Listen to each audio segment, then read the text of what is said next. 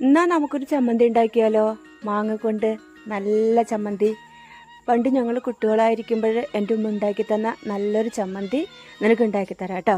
ഈ ചമ്മന്തി ഉണ്ടാക്കാൻ എന്തൊക്കെ വേണമെന്നറിയോ? ഒരു വലിയൊരു മാങ്ങ, ഒരു സവാള, പച്ചമുളക്, ഉപ്പ്, ഇത്തിരി തൈര്, ലേശം വെളിച്ചെണ്ണ. മാങ്ങ നന്നായിട്ട് കഴുകിയെടുക്കുക, ചെറുതായിട്ട് അരിഞ്ഞു വയ്ക്കുക. സവാളയും അതുപോലെ കഴുകി ചെറുതായി അരിയുക. പച്ചമുളകും ഉപ്പും എല്ലാം ചേർത്ത് ഒരു ഉരകലിലിട്ട് നന്നായി കുത്തിയെടുത്ത് ചതച്ച് യോജിപ്പിക്കുക.